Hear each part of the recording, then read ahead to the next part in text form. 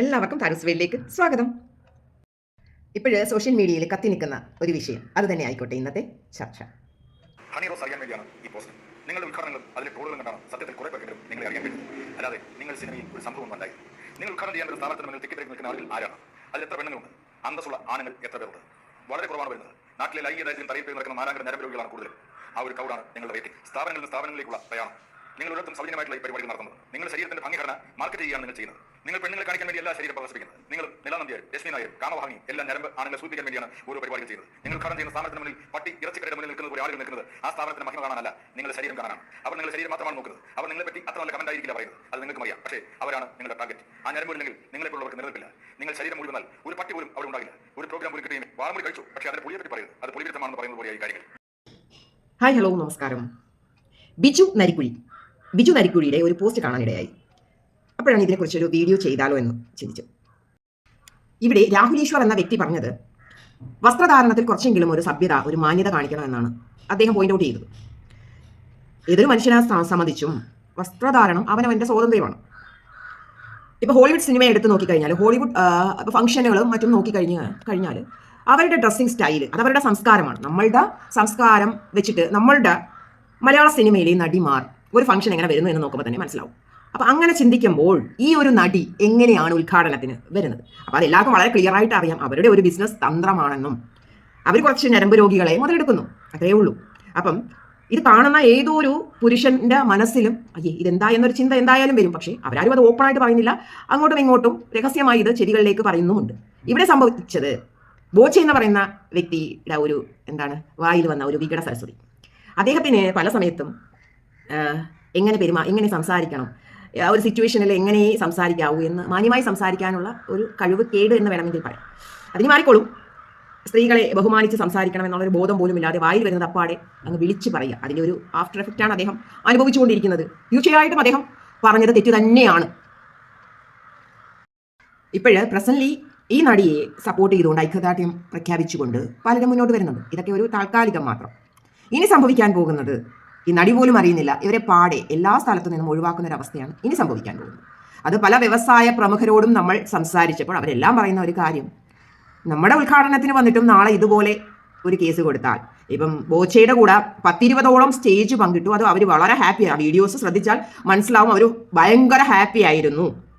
എന്നിട്ടാണ് അവരിങ്ങനെ ഒരു കേസ് കൊടുത്തിരിക്കുന്നത്. അപ്പോൾ അവർ പറയുന്ന ന്യായം, ഇദ്ദേഹം വീണ്ടും പുറകെ നടന്ന് അറ്റാക്ക് ചെയ്യുന്നു, മാനസികമായി അവരെ തകർക്കാൻ ശ്രമിക്കുന്നു, മാനസിക വിഷമം ഉണ്ടാക്കുന്നു അവർക്കും അവരുടെ കുടുംബത്തിനും എന്നാണ് അവർ പറയുന്ന ന്യായം. നമ്മുടെ സമൂഹത്തിൽ എത്ര കുറ്റകൃത്യങ്ങൾ നടക്കുന്നുണ്ട്, അതിനൊക്കെ കറക്റ്റ് ആയിട്ടുള്ള ഒരു ആക്ഷൻ ഈ പോലീസിന്റെ ഭാഗത്തുനിന്ന് എടുക്കാറുണ്ട്. ഈ ഒരു നിസ്സാര വിഷയം ഇവർ കംപ്ലൈന്റ് ചെയ്തപ്പോൾ സഡൻ ആക്ഷനാണ് എടുത്തത്. അപ്പോൾ തന്നെ നമുക്ക് മനസ്സിലാവും ഇത് രാഷ്ട്രീയ കളികളാണ്.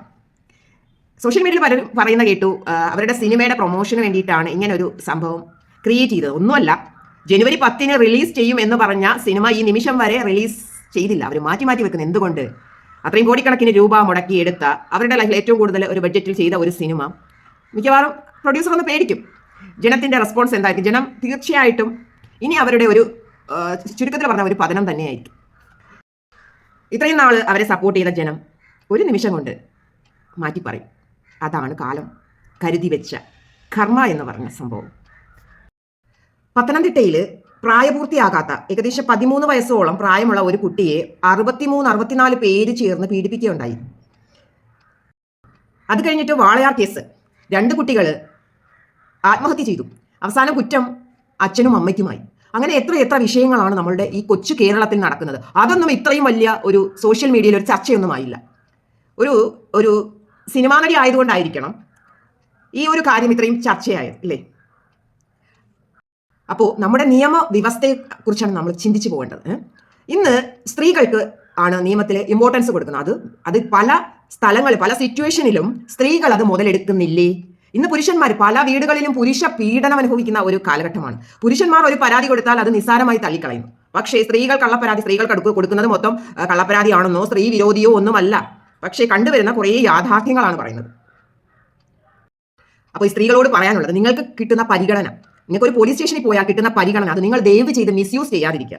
ഇങ്ങനെയുള്ള ചെറിയ കാര്യങ്ങൾ ഒന്ന് ക്ഷമിച്ചു കൊടുക്കാൻ പറ്റണ ചെറിയ കാര്യങ്ങളെ വലിയ രീതിയിൽ ഊതി വീർപ്പിച്ച് ഒരു മനുഷ്യനെ ജയിൽ വരെ എത്തിപ്പിച്ചു, അല്ലേ? അദ്ദേഹം ഒരു കാര്യം ചിന്തിക്കുക നിങ്ങൾ, അദ്ദേഹം ചെയ്ത കുറേ പോസിറ്റീവായിട്ടുള്ള കാര്യങ്ങളുണ്ട്, കുറേ പാവത്തുങ്ങൾക്ക് കൈത്താങ്ങായിട്ടുണ്ട് ബോബി ചെമ്മണ്ണൂർ. അത് നിങ്ങൾ മറക്കണ്ട.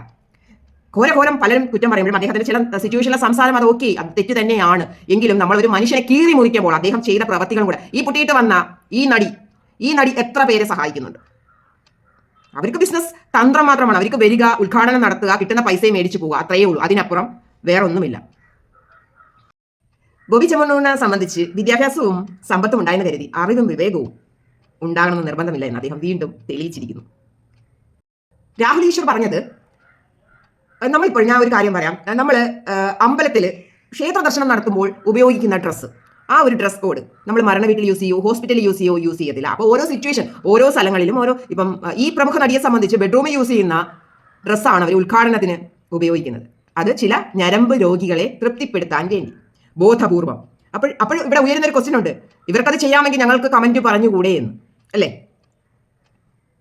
എനിക്ക് പറയാനുള്ളത്, നമ്മളൊക്കെ വീഡിയോ ചെയ്യാറുണ്ട്, നമ്മൾ മോഡലിംഗ് ഫീൽഡിൽ നിൽക്കുന്നതാണ്, നമ്മൾ ഫോട്ടോസ് ഇടുമ്പോൾ നമ്മുടെ ഫോട്ടോസിന് കീഴിൽ വന്ന എത്രയോ ബാഡ് കമന്റ്സ്, ഇതും ഒക്കെ പിടിച്ചുകൊണ്ട് നമ്മൾ എങ്ങും പോകുന്നില്ല. ഇപ്പോഴത്തെ പുതുതലമുറയുമായി ഡിസ്കസ് ചെയ്തപ്പോൾ ഈ ഒരു വിഷയത്തിൽ അവർ പറയുന്നത് എന്ത് തെറ്റാണ് ഇതിനകത്ത്, ആ ഒരു ഡ്രസ്സിംഗ് സ്റ്റൈലിൽ എന്ത് തെറ്റാണെന്നാണ് അവർ ചോദിക്കുന്നത്. അവർ ഇപ്പോഴത്തെ ബോളിവുഡ് സിനിമകൾ കാണുന്നുണ്ട്, പല ഫംഗ്ഷനുകളും അതും ഇതുമൊക്കെ സോഷ്യൽ മീഡിയയിൽ പല ഷോർട്സും വരുന്നത്, അതൊക്കെ കണ്ട ഈ തലമുറ ചോദിക്കുന്നത് ഇതിനകത്തൊക്കെ എന്ത് തെറ്റായിരിക്കുന്നതെന്ന്. അല്ല, നമ്മുടെ പണ്ട് തലമുറ നമുക്ക് പകർന്നു തന്നൊരു പൈതൃകം, ആ ഒരു കേരള തനിമ, നമ്മളുടെ ആ വേഷവിധാനം, ഒരു സ്ത്രീ അണിഞ്ഞാൽ അതൊരു പ്രത്യേക ഭംഗി തന്നെയാണ്. അത് കാത്തു സൂക്ഷിക്കാൻ എല്ലാവർക്കും കഴിയട്ടെ. അപ്പം നല്ലൊരു ശുഭദിനം നേർന്നുകൊണ്ട് താങ്ക് യു.